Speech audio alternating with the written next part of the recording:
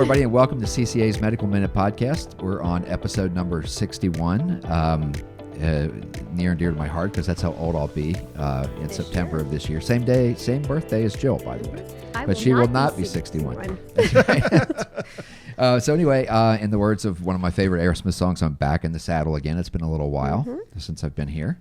And I wanted to talk today about a specific topic.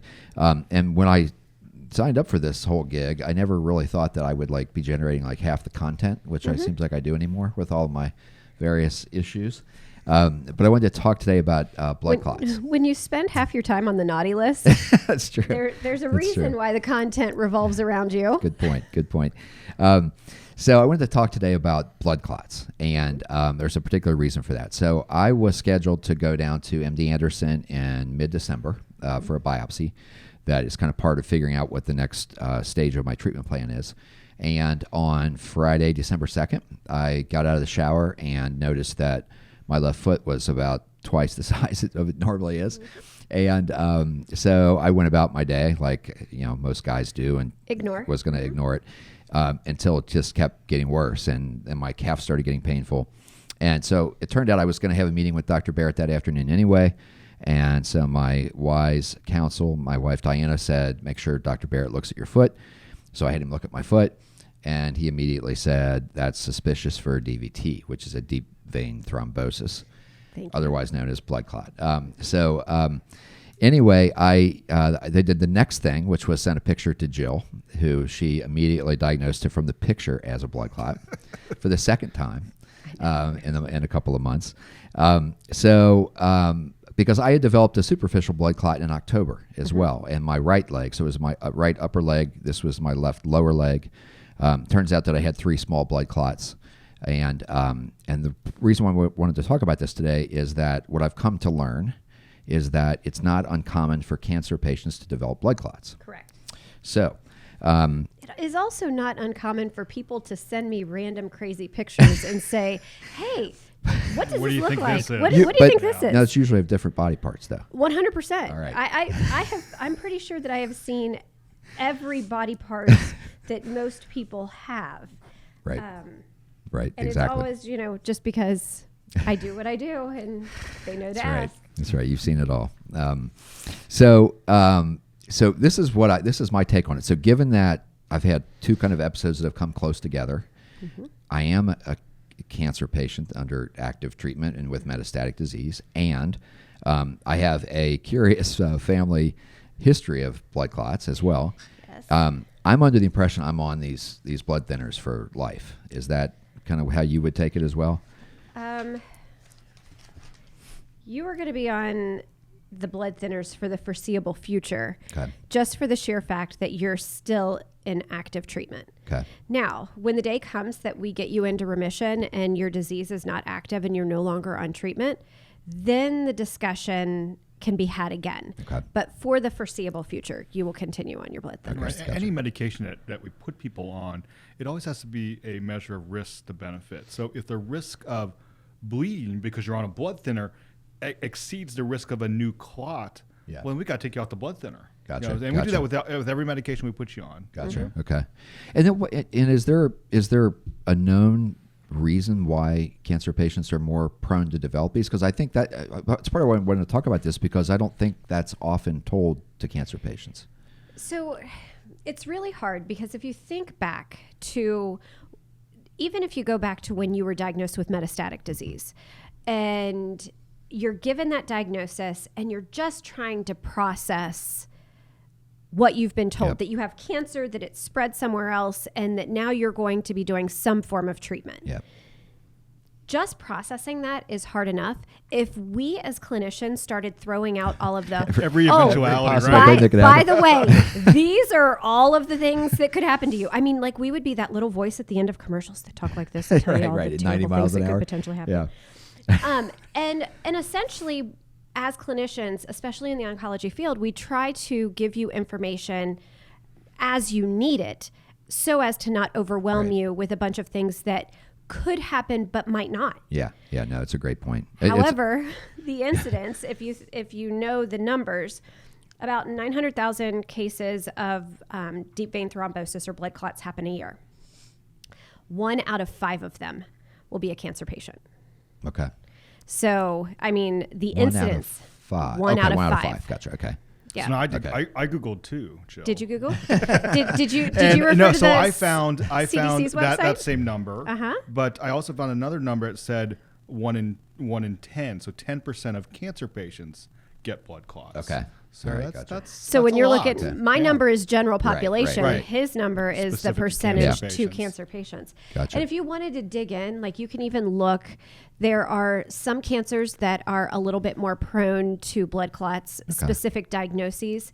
And then there's specific treatments that you're on that make you higher risk for blood clots. Okay. One of them being hormone therapy. Yep. Okay. Which So done my share of that. yes. Yep. So it's just knowing your risk, and the big thing is really just kind of knowing what the potential signs of a blood clot are, so that you can report it to your team. So then, let me ask you this. So then, for someone, and this doesn't even have to apply to a cancer patient. This can be anybody. Anybody. But for someone that doesn't have the luxury of texting pictures of body parts to you, Please don't call CCA and request my cell phone number. I mean, as much as I love the pictures. what are people looking for? Because in my case, like the one time when I had the one in October, my leg felt warm and Yep. it had like a red blotch on it, Yep. and like this one I had swelling. So are those all common features? Swelling, tenderness to the touch, tenderness in an area where you haven't had any injury, and then I say swelling on one side Versus the other. That's right. Swelling in the upper extremities, because it's normal. People, like if you can have swelling in the legs, both legs, for whatever reason, heart disease or blood pressure pills, whatever. But to have a one arm that's swollen, that's abnormal. And oftentimes, if your port happens to be on that side, that's a gigantic red flag. Okay, interesting. Yeah, because it's funny because I did get asked that multiple times. Is it unilateral? Is it only the one Yes. side? well, Yeah. and Doesn't mean that it's on both sides. Doesn't mean that you could have a big blood clot that cuts off both sides. Yeah. But it is a huge sign, certainly, one side versus the other. the other thing that healthcare providers really what makes them nervous, it's not necessarily the blood clot in the leg itself. The risk comes with if that blood clot in the leg breaks off and heads somewhere that is life-threatening. Okay. And so a blood clot that travels from the leg up the stream to the lungs, which then now it's called a pulmonary embolism. So that's a blood clot in the lung. That's life-threatening. Yeah. I mean, that can drop you down right now. Okay.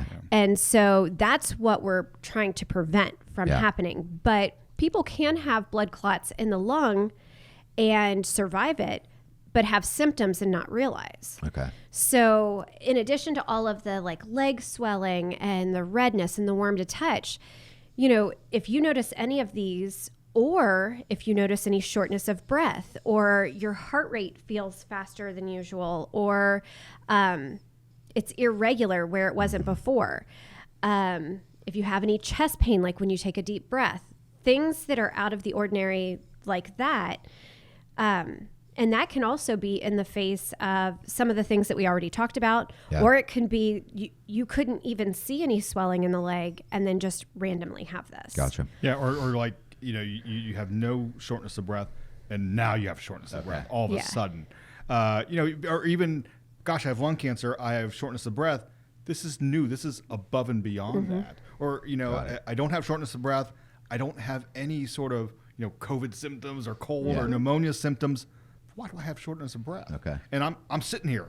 Yeah.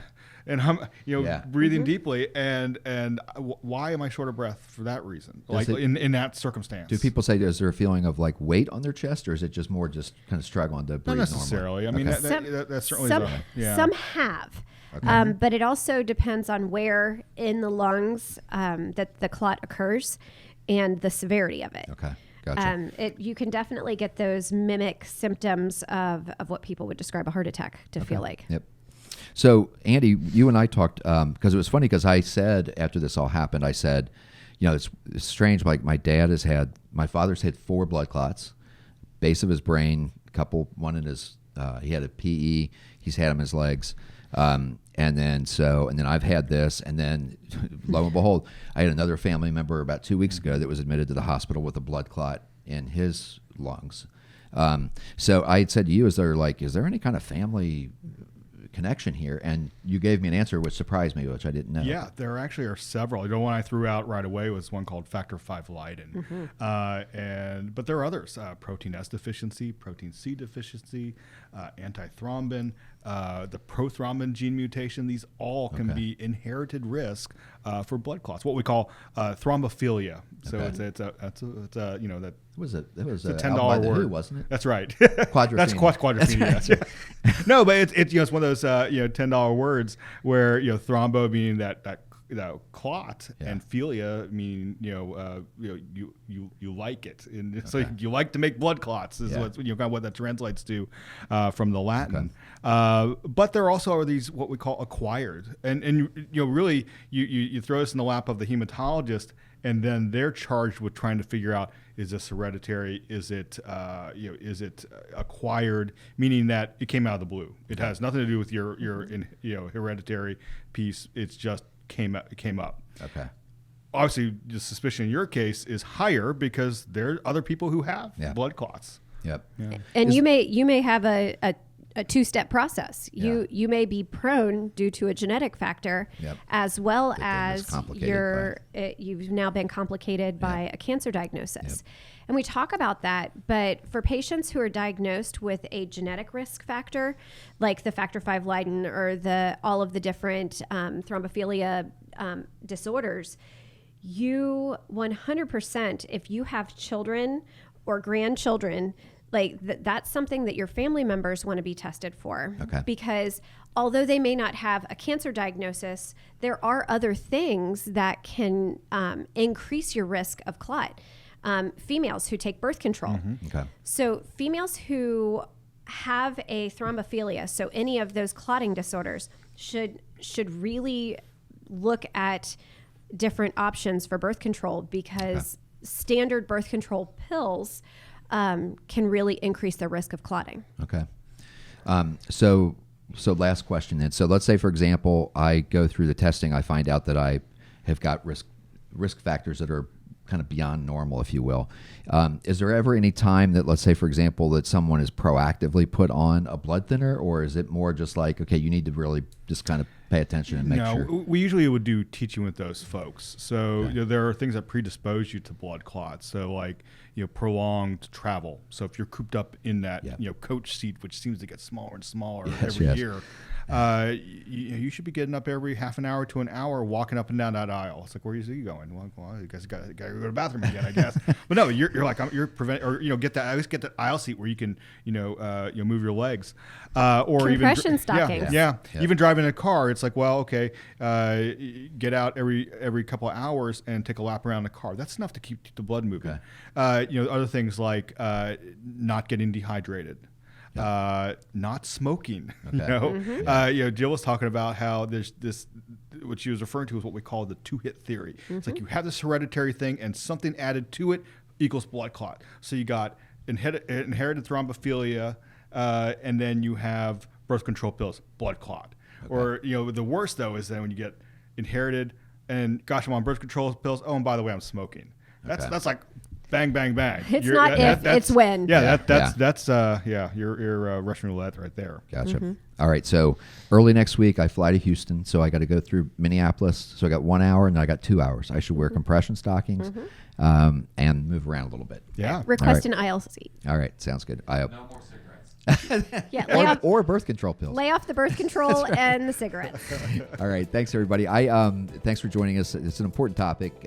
We always try to have fun with these things, but it is an important thing. And as you said, it can change quickly, Joe, and not always in a good way. But I wanted to point out I'm getting my hair back. I wanted to prove that I can actually grow facial hair again, which I couldn't for a while. And so how's the rate in which it's growing? It took 19 days that one time to have a noticeable shadow. Yes. And I can do it in about 2 now. Nice. So I've been growing this out for like a week. All right. Well, thanks everybody for joining us, and we'll be back sometime soon with another interesting topic. Take care. Thank you.